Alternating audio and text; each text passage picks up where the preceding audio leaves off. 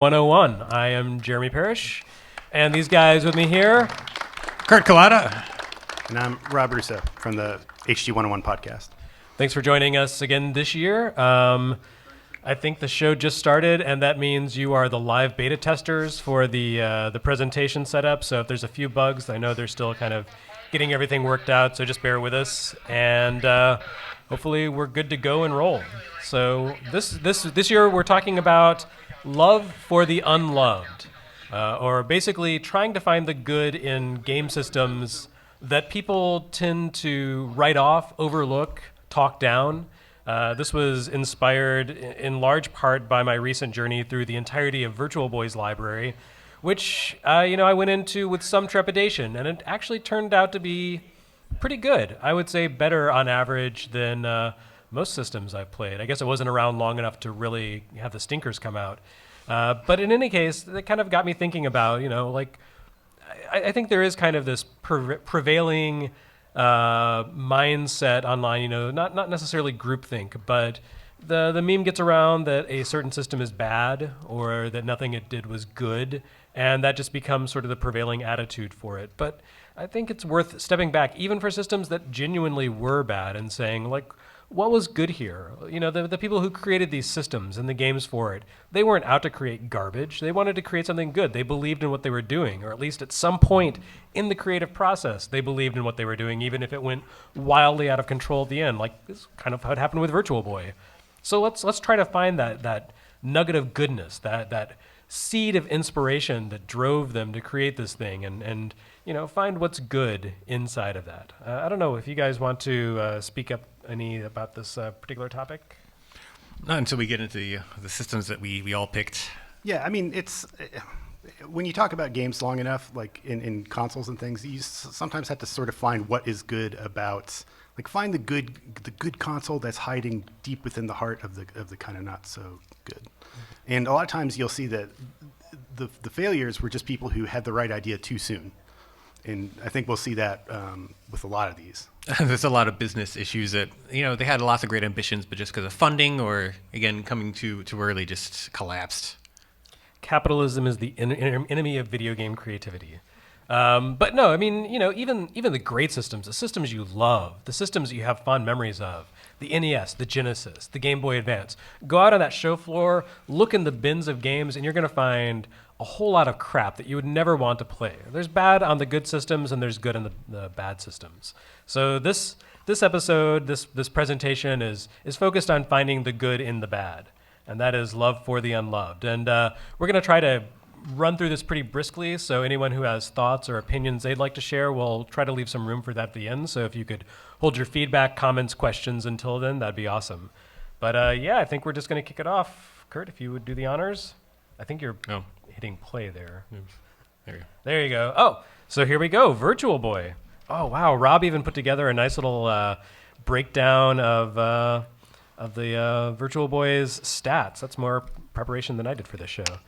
This was kind of the genesis of this whole panel topic, Virtual Boy. How many here actually have owned a Virtual Boy? I have a broken one. That counts. That's most Virtual Boys at this point. Yeah, how many people's Virtual Boy is broken? How many of you have actually played a Virtual Boy? Okay, so pretty much everyone at this point. So you know what you're in for when you play Virtual Boy. You know about the weird graphics and about the eye strain and about the fact that the system has warnings built in to say, please take a break every 15 minutes. The game Teleroboxer even has taking breaks built into the gameplay. If you don't take a break between rounds, then you don't gain back as much stamina for the second round of the fight as you do if you actually step away from the system and let your eyes rest. Your character actually also recharges. So even at the outset, this launch game, Nintendo was like, oh yeah, there's some problems here. We've got to account for that. But at its heart, I think Virtual Boy was inspired by a few really good ideas. I don't know if you said your Virtual Boy is broken. Have you had a chance to play any Virtual Boy games? Back when it was on display at Nobody Beats the Wiz, I was super impressed by, was it Red Alarm or Red Alert? Red Alarm. Red Alarm, yeah. just because it was 3D. And then there's a couple of games I played on emulators, like Jack Brothers, which is now, I mean, a lot of those are kind of like holy grail of collecting stuff. And it was a homebrew game. I played at a convention where they had a Street Fighter 2 port. Yeah, hyper fighting. Yeah, and that was There's pretty. a copy of that out there for $1,200 because I think they made 60 copies of that thing. Yeah, at a convention though, I was at in New Jersey. They actually had a little bottle of painkillers, just this Virtual Boy medication. And no, I almost bought one when KB was clearancing them out because they were on the shelf like $30, and I didn't. And the only one I have is a broken one I picked up at a store that was going out of business. But yeah, I never played it long enough to get a headache. Okay, well, that's probably the best way to experience it. Rob, what about yourself? Yeah, so I was one. I did not have a Virtual Boy. I probably put my face on some dirty Virtual Boy kiosks in the day. I did have a friend who was really rich and spoiled, and so he got like one of everything when it came out, and he had a Virtual Boy, so I got to play it that way. I had to put up with his like insufferable younger brothers, but one of them threw a bagel at my face once. What is that? It's kind of like the Virtual Boy experience. The bagel fighter. It really feels like there's a bagel flying at your face. I must have liked the Virtual Boy because I kept playing.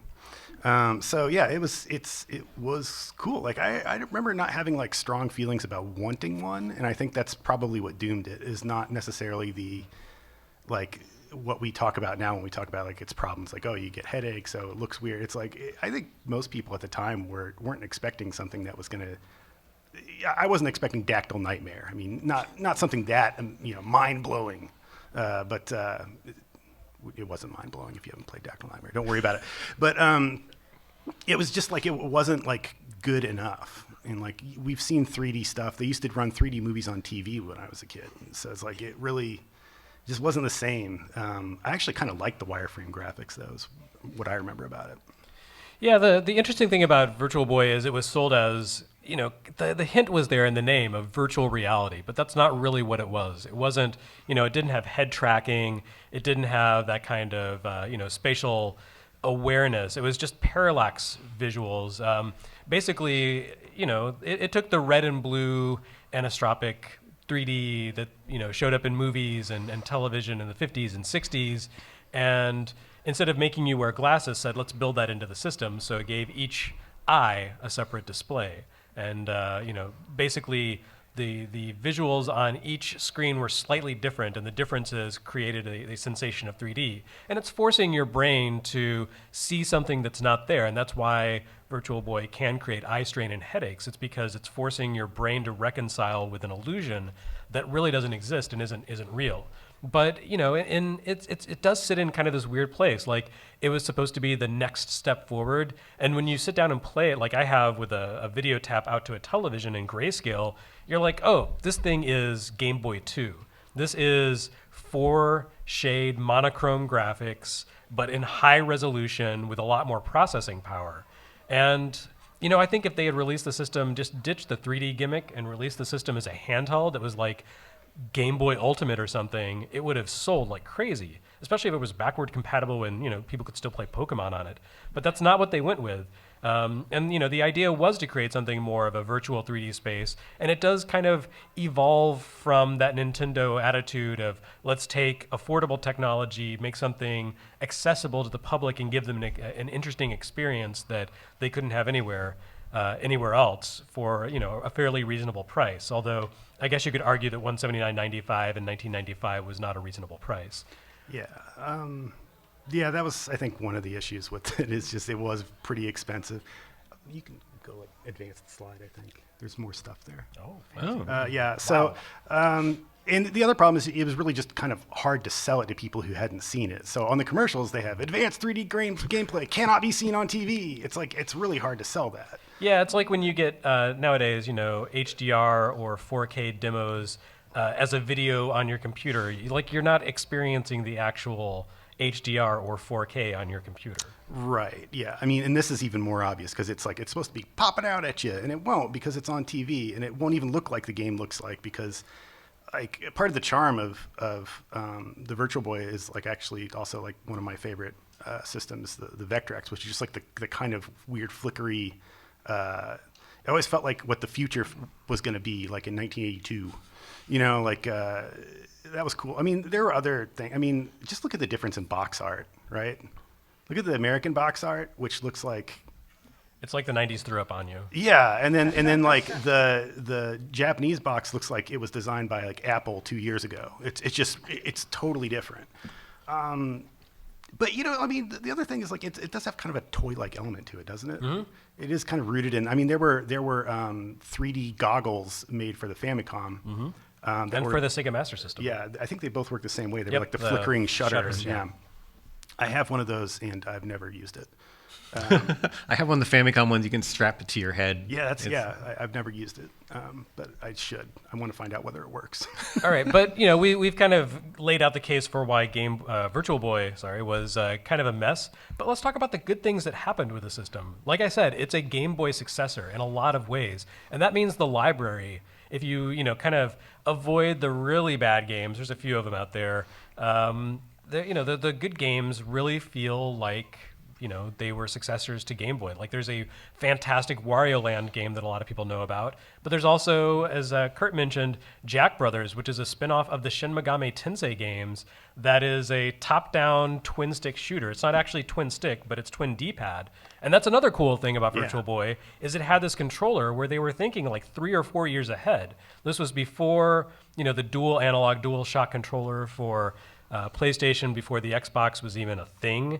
When they launched the N64, they actually took a step backward and had a D-pad and a joystick. And so when you wanted to play 3D games, you kind of use the camera buttons as an ersatz D-pad or controller, and it didn't work so well. But Virtual Boy had twin D-pads, and so games like Red Alarm, you were actually controlling the camera with the right pad, just like you do in a modern dual stick shooter. With Jack Brothers, you're moving in one direction with one pad, or moving with one pad in all directions, and firing in all directions with the right pad. Yeah, I mean, the interesting thing about, we don't think about this, but the designers definitely had to think about it, which is that this is not just, you're not supposed to look at the controller when you play games, of course. This is a game where a system where you cannot look at the controller because you cannot tear your face away from like the weird, like, goggle thing that you put your face into. And so they had to make it so it's like impossible to drop. So it doesn't just have like wings on it. It's got like literal handles, and they didn't make it too complicated either. I think that was why they used, I think they were nervous about giving it too many buttons or anything like that. They just wanted to keep it simple. It was going to play like a Game Boy. It just had this extra little detail, and it turned out to be pretty forward thinking. Yeah, the very best Virtual Boy games either feel like an evolutionary leap for what came on Game Boy, or they feel like games that were designed 10 years too soon and just didn't quite have the tech to support it. I mean, a big part of the problem with the system is that it was all about 3D visualization, but it didn't really have the processing power to produce 3D graphics. You could get the wireframes like in Red Alarm, but otherwise it was just sprites that were creating a parallax effect. So it just wasn't quite where it needed to be, but they put a lot of care into it. And some of the more esoteric games for the system, like V Tetris, doesn't really do much with the hardware, but it's just a really interesting take where they kind of said, Tetris and 3D, what can we do with that that's not just like looking down at an isometric angle at the well? And so they actually give you like a well that rotates, and you can move blocks around and create combos that way. Or virtual bowling, which is a super rare game that was released at the very tail end of the system's life in Japan. It's an amazing bowling video game. Like, everyone should play this bowling video game because it's really, really good. It's also $2,000, so you can't. But if the opportunity ever arises, play it, because it really, it makes kind of straightforward use of the Virtual Boy hardware to give you a great simulation of bowling on a handheld system or tabletop system. I don't know that anyone was asking for that, but they, like the creators for the system, they put their hearts into it and really cared. Even Galactic Pinball there, that was like the project that came for the Super Metroid team after Super Metroid. It's not a follow-up to Super Metroid, but a lot of the love and care that they put into Super Metroid shows up in this game, and it's a freaking great pinball video game. It is Metroid canon now, too. So that's true. Samus does show up. Yeah. So I guess we can move on to the next one, right? Anyway, that's my case for Virtual Boy. It's worth playing, but maybe don't spend $2,000 on Virtual Bowling. And definitely don't spend $2,000 on Virtual Lab because it's garbage. Next, we have the Nokia Ngage, which everybody remembers as the cell phone that could play games. I remember it as talking. The side talking, the taco. The taco. I always get this confused with the game.com. No, sir. They that are was two much different earlier, things. yeah. But the principle was the same. It does feel like a second take it because I think the whole point of it was like you can play online games, like online multiplayer on the world's ugliest cell phone. At the time, there was all those like Java-based cell phone games, and they were more popular in Japan, and you could get them here, but their distribution was very weird. I remember at the time, like you could get a version of ETH, but you could either like pay for it once or they'd charge you monthly. And one time I got paranoid and just kind of deleted it from my phone because I wasn't sure, like if I was going to get charged for it consistently. But this was normal. You would buy things on little cards and then stick them in. Yeah, Engage was, like mobile gaming these days is huge. And I think this was an attempt by a non-Japanese company to kind of say, well, people like to play video games on their cell phones over in Japan. There's got to be something to that here. But instead of just giving you like the little simple flip phones that they had in Japan with very simple controls and simple games, they were like, let's make it a proper Game Boy Advance style game for hardcore gamers with 3D graphics.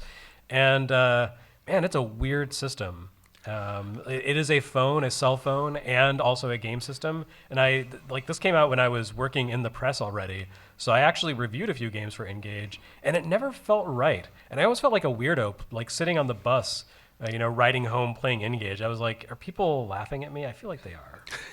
It had a gamepad, which is nice, but the buttons are still just the phone buttons. So it's not great feeling, especially since, it was competing with the Game Boy Advance at the time, but it did have 3D graphics. It did. I remember playing, one of the games I reviewed was Ashen, I think, which was a first-person shooter, and it was really hard to play a first-person shooter on that when you're like strafing with buttons that are right next to, the forward movement and shooting buttons. It was a strange layout. Could the Engage games use all of those buttons as face buttons?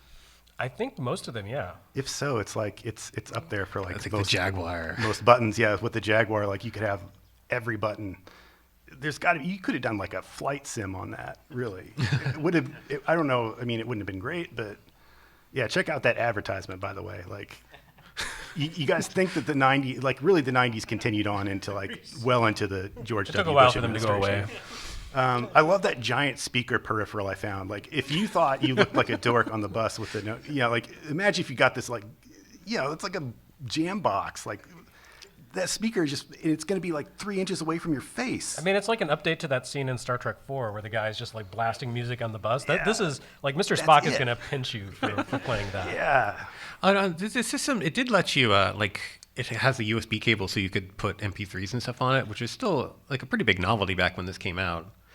Yeah, I mean, the thing about it is like their impulses were not wrong, right? Like at the time, like as we've said, like all over East Asia, like people were playing tons of cell phone games. Those are huge money makers, and people played games on their phones here too. But it was like Snake or something like that, and a lot of the stuff you get on Engage is just what people play on their like Androids and iPhones now. Like a lot of the earliest online. I mean, it even took a while, but they got there. It's got some weird stuff on it too.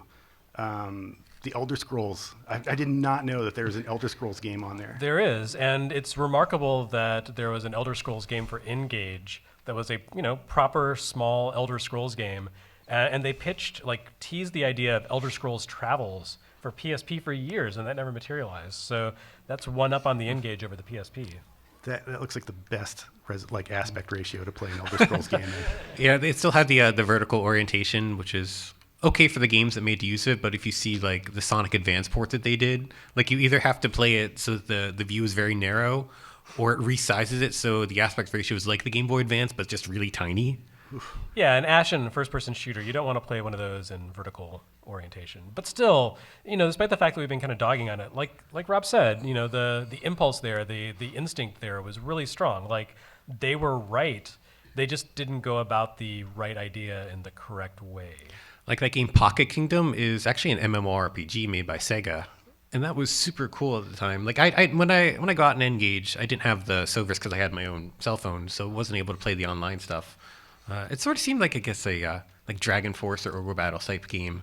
Based on the screenshots I found, like the people who were, I don't know, because it was made by Sega, right? Yeah. So the people who were translating this were just like, if you will get every single like early 2000s meme or joke is going to be in there. It's it looks pretty special. I don't know. It's one of those things, like, I don't think there's any way to play it now or ever will be again.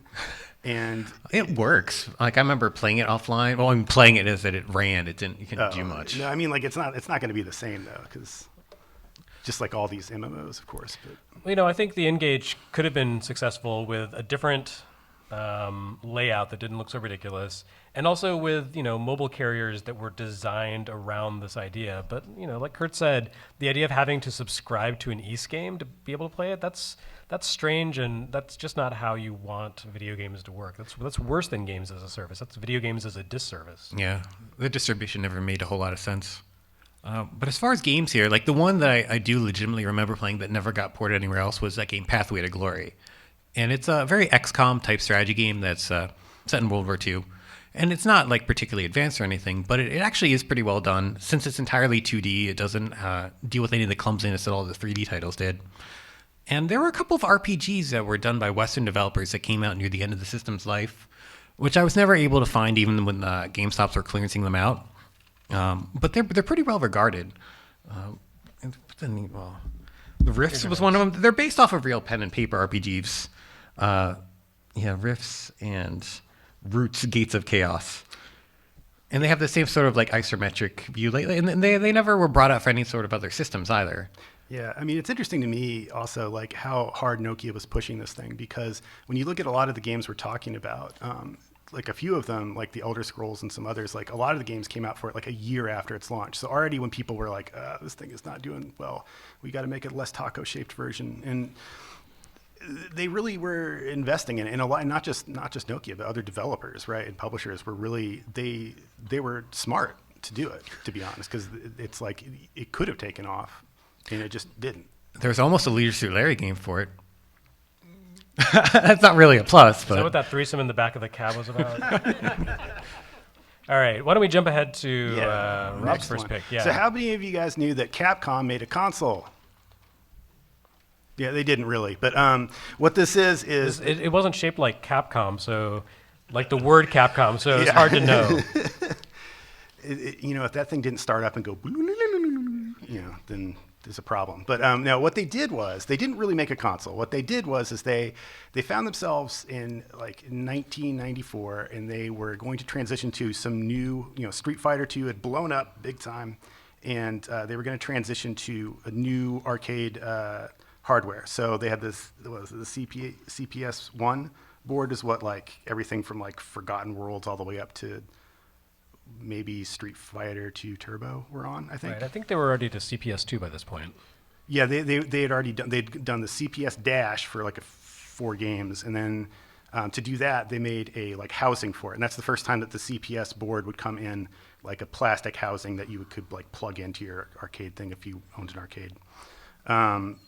But the CPS-1 boards didn't have that plastic housing. That's what all the CPS arcades had after that. It was like much more modular. And I am trying to stall to find my notes. I closed it for some reason. So they had this thing where we've got a bunch of extra CPS-1 games, and we've got hardware, like we can encase those boards in plastic now. What should we do? So what they decided to do was to sell a system that was really just a thing, like you guys know what a super gun is? You familiar with that? It's like a thing you hook up to an arcade board and you can play it on your TV. It converts like the JAMA inputs and outputs and et cetera. So they made a thing that would literally just clip on to a CPS-1 board. If you could advance to the next slide, you'll see it. So they just basically just they screwed a plastic plate on top of these boards. And then the console, which really had no hardware other than the conversion stuff to like output the video, would just clip onto it and plug into the pin out. And then they, if you got to look at the changer console, that thing, it had Super Nintendo inputs. And so what they did was they sold this thing through magazines, and you could get a deal for like $700 basically. Today you could get the Capcom fighting stick for the Super Nintendo, right? And then they'd give you Street Fighter 2 Turbo, just the arcade, literally the arcade, and then they'd give you the thing to connect to it so you could plug it in your TV, and that was what it was. And And it's like, it's not really a console at all. It's just an arcade and with a way of getting it on your TV. And they sold like, I don't know how many games. I think they were just clearing out old inventory, to be honest. It was a pretty brilliant idea. I'm not sure how well it's sold. So I thought we were here to talk about bad game systems and systems no one likes, but this sounds kind of awesome. It's like Capcom's take on the Neo Geo, basically. I mean, being able to play these arcade games at home, it wasn't cheap, but like if you were into the kind of Neo Geo experience, this was the price you were going to be paying. Right. Except the Neo Geo was designed to be made as a home console. So the console was literally a console, and you plugged the ROMs into it, right? This one, the cartridges were just the arcade boards, the entire arcade board, and they just had bolted stuff onto it so you could kind of make it work. And you can see how it wasn't designed, because like the heat vents on the outside of the board are covered up partially by the thing you clip onto it. There's like a volume knob that you're supposed to be able to use if you're an arcade operator to turn that damn music down. And that thing doesn't connect to anything, so you can just spin it all day long and it won't do anything. Stuff like that. But the fact that you could get, like, if you loved Street Fighter and you wanted to have the ultimate Street Fighter, you could do that. Or the ultimate Capcom arcade quiz. Oh, yeah. I mean, definitely. So, yeah, there's like...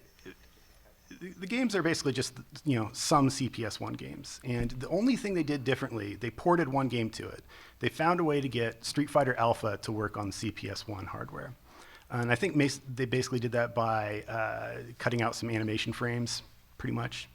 So it was the PlayStation version to the arcade game's Saturn version? Yeah, I mean, they managed to put Street Fighter Alpha games on like the Super Nintendo and the Game Boy and stuff. Like they were pretty good at this. But yeah, so it didn't have Q sound. I know I love Q sound, so it was in mono, which is also interesting because on the front there should be like a output on the front of the arcade board, or the back rather, for left and right channels for the Q sound, because the housing was made for the CPS Dash, which had Q sound. That was the first one. But those are just covered up, but they still labeled it left and right audio for some reason. So it's really funny how MacGyvered up this whole thing was. But they did it. And they probably cleared out some of their warehouse, so good on them. All right, so expensive and kind of goofy and maybe ill-considered, but still awesome? I mean, I don't know how they probably didn't spend that much money on it to do it, really. So yeah, it's pretty brilliant. And now they go for like thousands of dollars so if you're a collector, it's like a pretty cool thing to have. But yeah, that's about all I have to say about that one. I just found it pretty interesting. Okay, so Jeremy's not talking about the GP32. I didn't know that. So this is about the predecessor. Successor. Yes, this is the GP32 came first. Right. Okay, why don't we back up just a little bit? So, this is kind of digging into the obscure, but about 2004, 2005, everyone was kind of trying to create portable handheld systems that could do lots of stuff. The PSP came out, and immediately people started hacking it to do more than it was supposed to be able to do. So the addition of this extra processing power in handheld systems over and above Game Boy, Game Boy Advance, Game Gear, that kind of thing, really sort of opened the doors to new avenues of creativity in the handheld space. And we kind of saw that with the Ngage. That would not have been possible with the GBA technology, but at PSP level, yeah, sure. So over in South Korea, you had a company called Game Park who wanted in on the action. And South Korea had kind of a weird, I wouldn't say weird, but complex relationship with video games, specifically Japanese video games, because after World War II, things weren't so good between Korea and Japan, and there was a law set down in South Korea that a lot of imports from Japan were not allowed in South Korea at all. And that includes video games. So Game Boy, Game Gear, WonderSwan, Neo Geo Pocket, none of those systems ever made it to Korea. But, Koreans still wanted to play portable games. And so Game Park kind of stepped in and said, let's do it. So they created the system, the GP32, and it was kind of, like an interesting start. But the creators behind it had kind of a falling out when it came to following it up. And some of them wanted to go in a more 3D direction, like the Ngage or PSP, and others said, we want to stick more with 2D gaming and kind of what you expect from handheld gaming, sort of thing. So Game Park continued along and did its 32-bit 3D system, and they went out of business pretty quickly.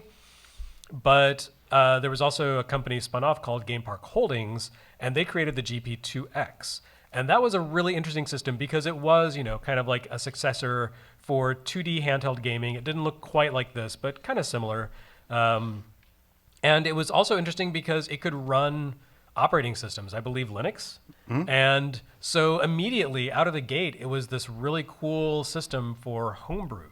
And I imported one and kind of fumbled my way around. There were a few, like a handful, maybe 8 legitimate releases. But basically, people were doing homebrew. They were creating emulators for GP32 or GP2X, games like Cave Story. I've played Cave Story for the first time all the way through on a GP2X. And it was a great little port to this system. So, this is the very definition of obscure because not a whole lot of people imported a handheld game system from Korea right around the time that DS and PSP were really gaining traction. Like, if you have those systems, what else do you need in terms of the handheld space? But I was always interested in kind of like branching out and finding out what else is out there. And the GP2X was really, really interesting. It had better emulators than the PSP. It had, again, like some really great homebrew or conversions of free games. It had its share of piracy as well. But it was a neat little system as long as you could handle kind of the complexity of dealing with a Linux-based interface and, get things up and running. Tomac Save the Earth Again is a sequel to a PlayStation shooter that originated in Korea where you are trying to save the planet and you play as a girl, I think. It's like you're a potted plant, but you have a girl's head. I don't really understand it, but it's very interesting. It kind of is cut from the Zombie Nation and like a cross between Zombie Nation and KO Flying Squadron. I don't know. It's really strange. But I don't know if anyone here has ever even touched a GP2X, let alone heard of it. But please raise your hand or give a shout or something if you have owned one of these or played it.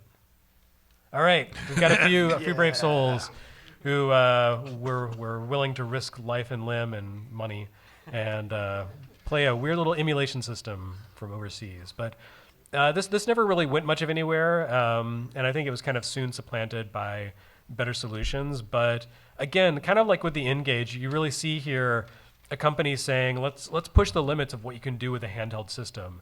And games like this in Ngage or systems like this in Ngage were really paving the way to what we have now in terms of mobile computing, mobile gaming, with basically pocket-sized supercomputers that can play pretty much anything at this point.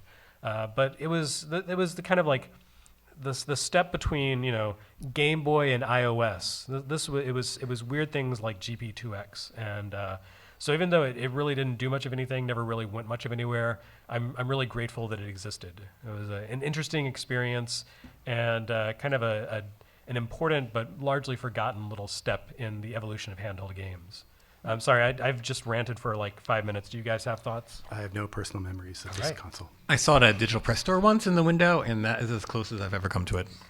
I mean, it sounds cool. It's like, it sounds like what owning a computer was like in the early 80s. Like if you had an Apple II, like that's what a lot of it was, is like people were just making cool stuff for it. The sprite work on some of these games is pretty good. Yeah. What were they, ports of like other PC games or anything? Or I think a lot of them were original. Yeah, they look pretty good. There were some attempts to bring PlayStation games to the system. Like again, Tomac started out on PlayStation, but there were some original games, some homebrew. I think you're right. There were probably some PC ports. I didn't really delve too much into it because there was just not a lot of information about it on the English-speaking web, and I know zero Korean whatsoever. But it was a good way to play Cave Story at least. Yeah. Taiko X55. This is one of my choices, which I don't have a whole lot to say about because nobody can play this thing anymore. It's not actually a game console. It is a karaoke machine.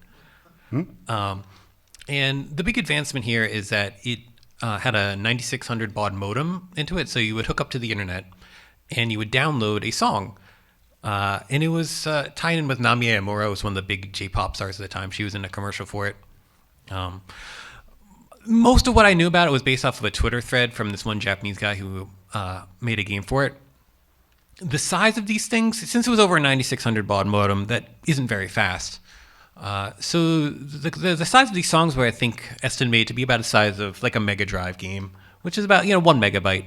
And they figured like, well, why don't we try to sell a couple of games over here? And there was a port of Space Invaders, which isn't particularly interesting. But they wanted someone there to do a Tetris clone.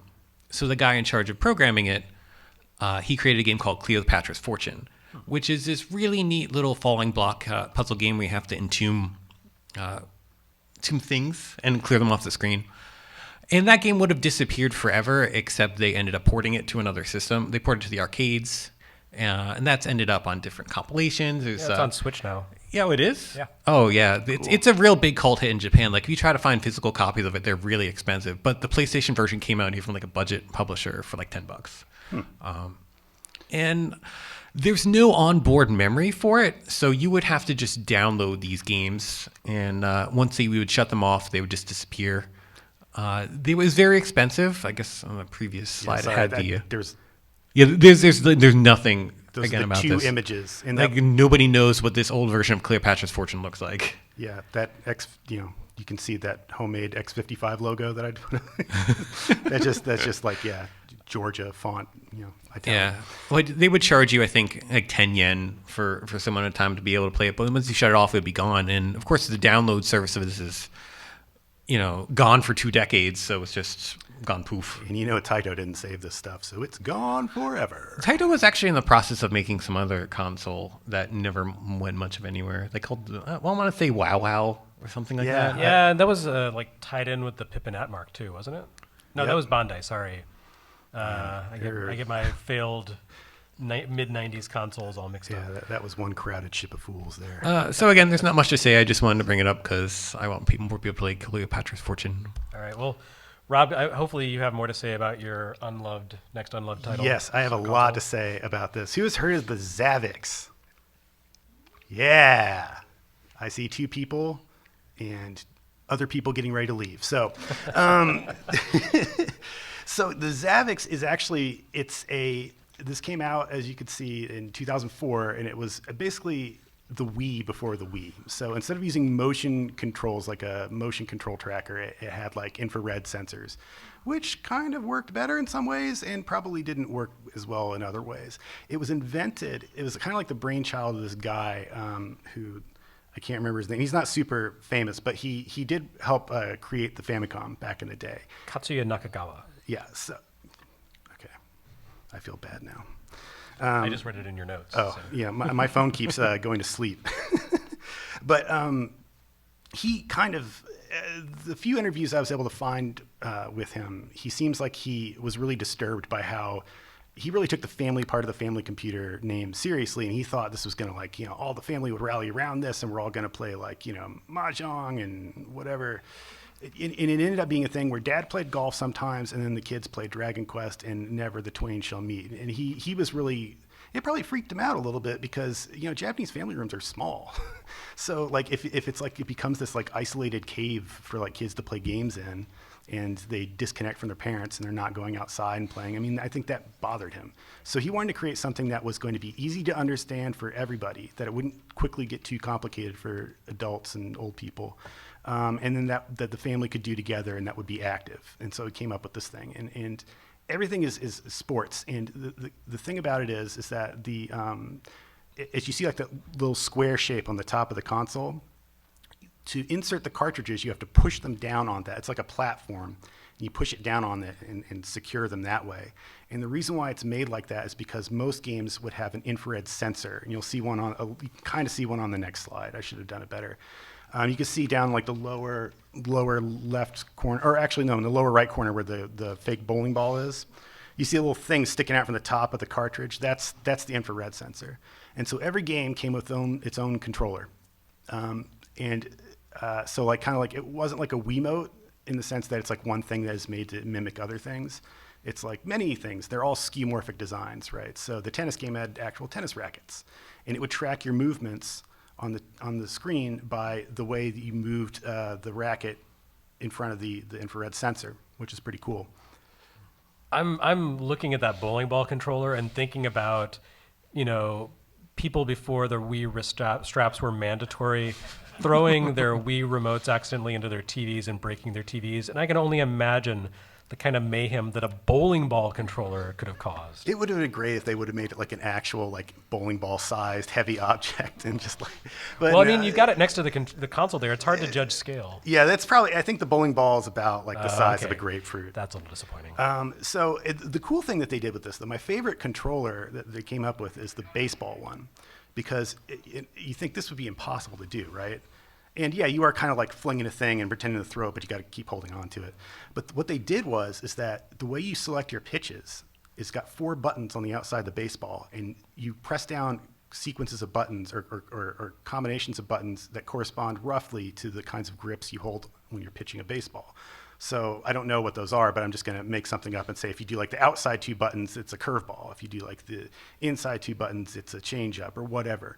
And that's how they did it. And that's a way so like, the player could select a play or, not play, but select a pitch without telegraphing to the batter what he was going to do.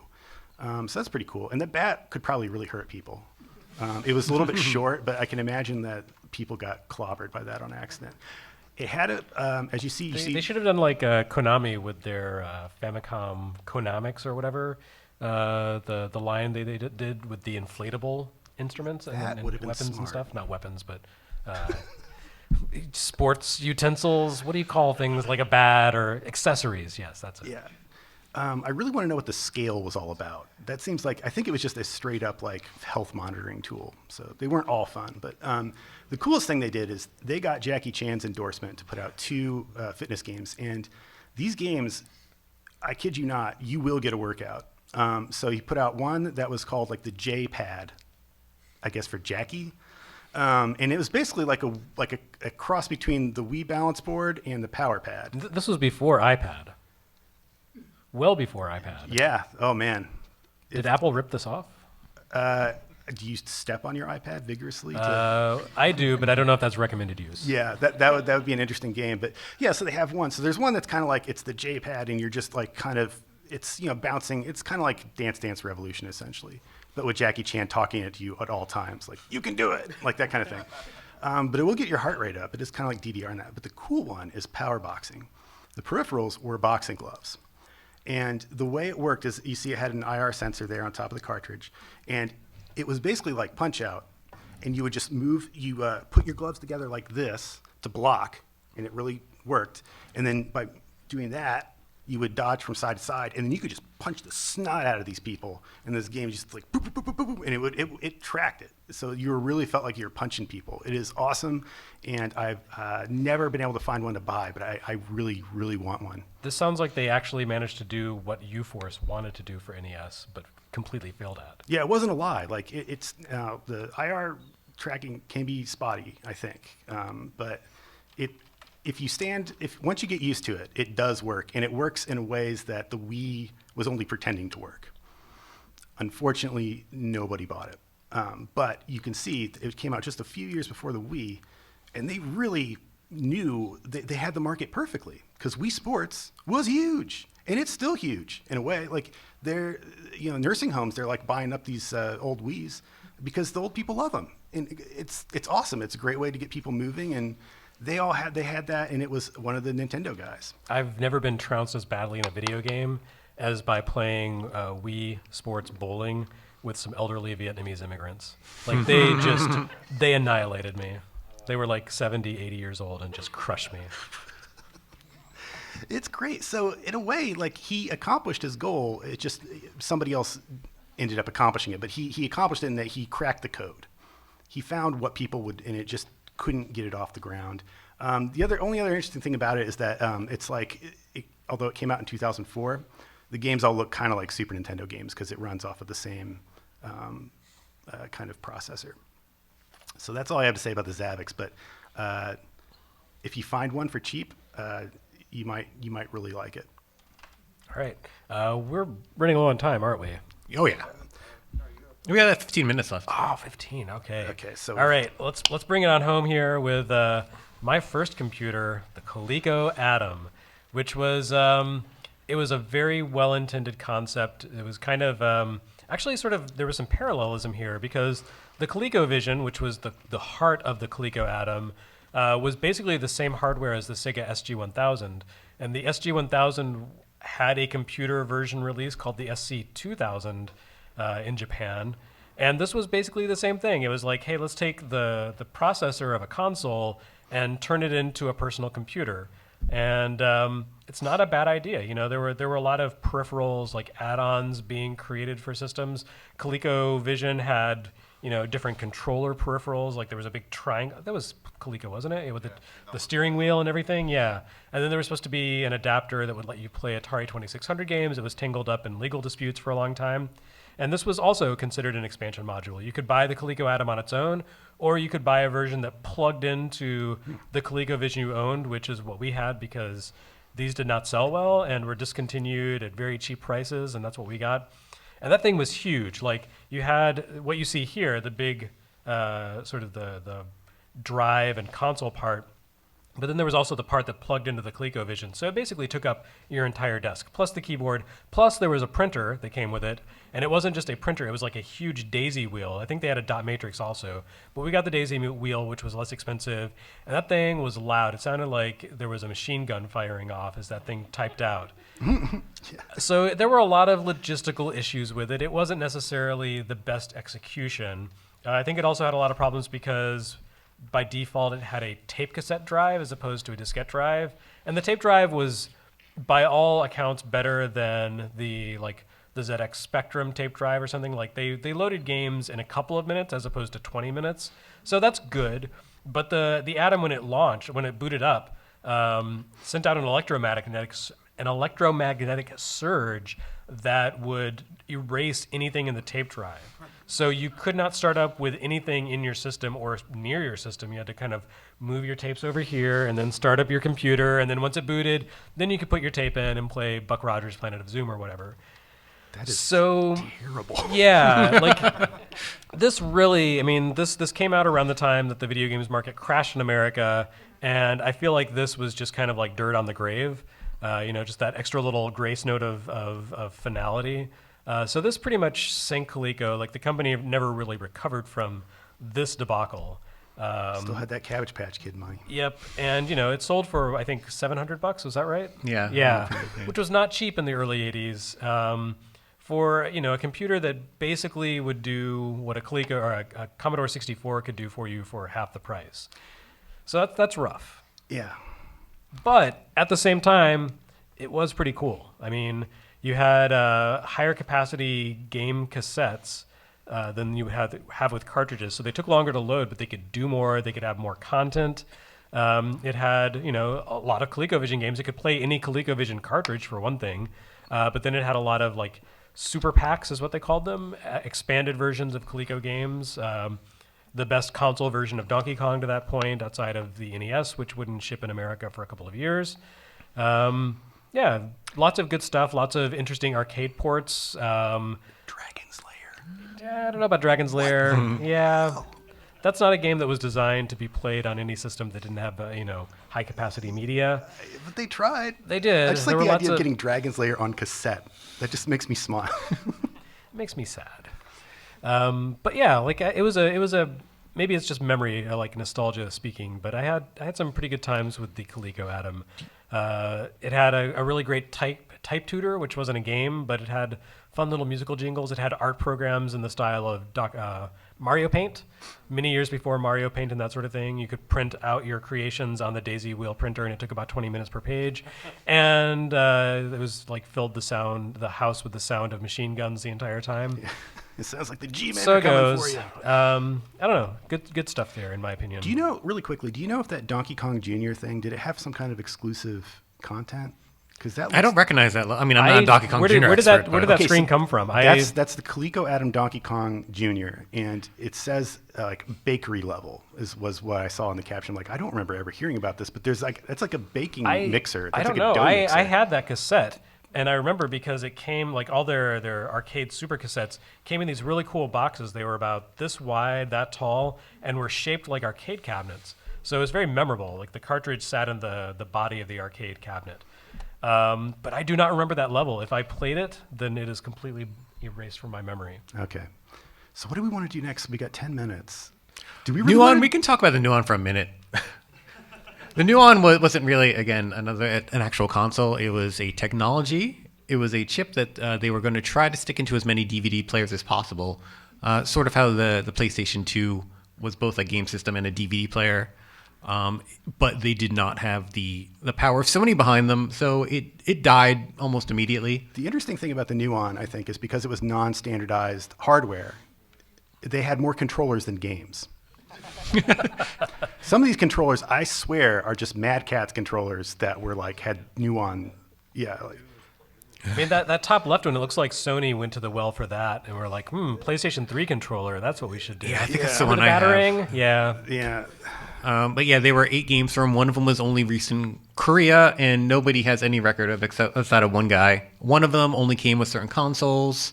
The only one anybody really care about probably is Tempest 3000, because some of the people involved in this were also involved with the Jaguar, including Jeff Mincher, who did the visualization for the thing. And since he was doing a visualization, he's like, well, I'll just import my old Tempest 2000 here and update it a little bit. And at the time before TXK and Tempest 4000 came out, it was it was a little bit improved over 2000. And that's what someone buys a console for, is a modest improvement over a game they already own. Yeah, I remember here. I read something at the time. It was hard to market these things because like people at the retail stores didn't know what they were and would just stick them with the DVDs in a bin somewhere. So it was impossible to find these. Actually, the other sort of interesting game here, which I've never played, is Freefall 3050, which the guy who made it described as a combination of the what do you call it, the parachuting parts of Pilot Wings with Quake. So, we got there eventually, right? And kids play games like that now. And then some of these like Iron Soldier and Merlin Racing ended up getting ports later, which I don't think anybody was really excited about. But Yeah. okay, that's the new All one. right. So can we close on this then? Yeah, let's wrap on All right. FM So we Towns got Marty. 5 minutes to talk about FM Towns Marty. Let's have an FM Towns party. Have you been saving that up? Actually, I think I heard Bob say it like years ago, and I have been saving it up. Actually, not saving it. I say it all the time to myself. So the FM Towns Marty is the kind of successor to the FM Towns, which was a Japanese microcomputer. Did not have a lot of success. Computer was mostly kind of they were very frustrated because it had the education part of it took off in a way, and kind of defined the system, and the game stuff didn't. And so they tried to fix this. This is Fujitsu. Fujitsu made these, and so Fujitsu had been in the Japanese microcomputer game for a while, and I think this is the first like real console they did. Huge failure. I don't know what Marty means. I've looked everywhere. I cannot find an answer. They were incredibly expensive, and the controller had like 2 face buttons. I don't know what they were thinking.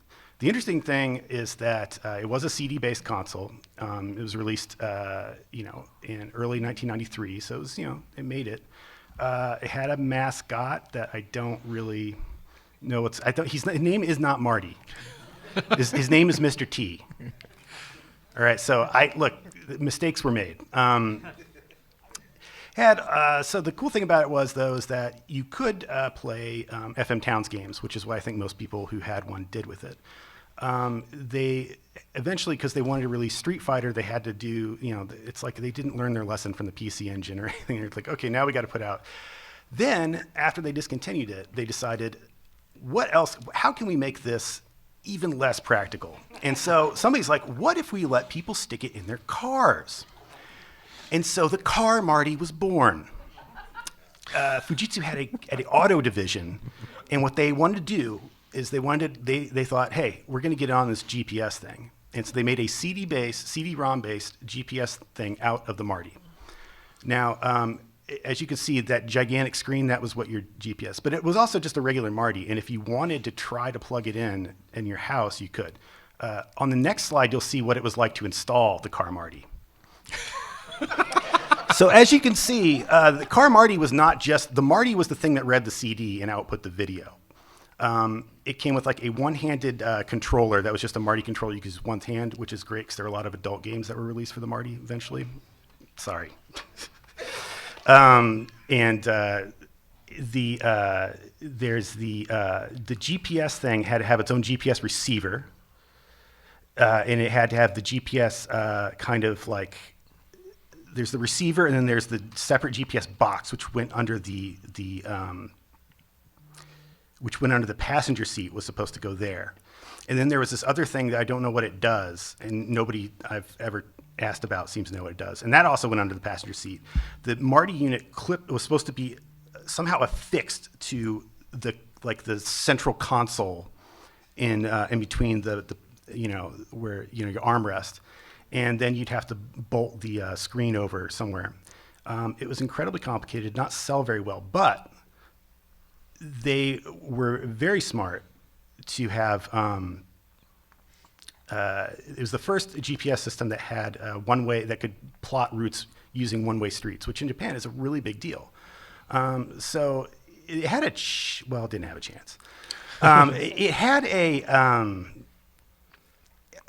It had a selling point that could have worked and eventually, GPS systems did do this. But the fact that they actually made a GPS system that was workable in that country is really cool. And these are incredibly rare, but I just love talking about the FM Towns Marty. Oh. Well, there's some games I know we were talking about before. There's some LucasArts ports. Oh, yeah, that's right. Yeah. And there's some adventure games. Like that was sort of the platform that you wanted to go to for American stuff. I think there's a port of Wing Commander and Wing Commander 2. There was also a bunch of Sega arcade ports, which were kind of not too bad. There was Galaxy Force. There was one arcade game that was lost for a long time called Last Survivor, which was sort of an early competitive game that it only kind of survived because there was an FM Towns ports of it. I don't know if it was Marty compatible. Yeah. I don't know. Do they have it out here at the console thing? Yeah, they usually do. I think I remember playing something. I like did. Afterburner 3, I think, originated as an FM Towns game. It's not a bad console, but I think we can't really go any further with this one. Yeah. Yeah, So I think, we're going to wrap it up here. I don't think we have actually time for questions, but we'll be around. So bug us. Feel free. If you see us here at the convention, tell us about your favorite unloved video game system and why you love it. And other than that, have a great show. We were going to talk about the Wonder Swan, but we don't have time. So go out there. There's a dude who's selling like 20 of them for like $30 each. Ooh. Buy one, take it home, buy a game with it, play it, experience it for yourself. Don't buy a Gundam game because it's like an RPG. It's all in Japanese. You won't want that. But good little system. Please exit out the third floor, please, if you're going to be exit. All right, everyone. Thanks for coming by. Thank you.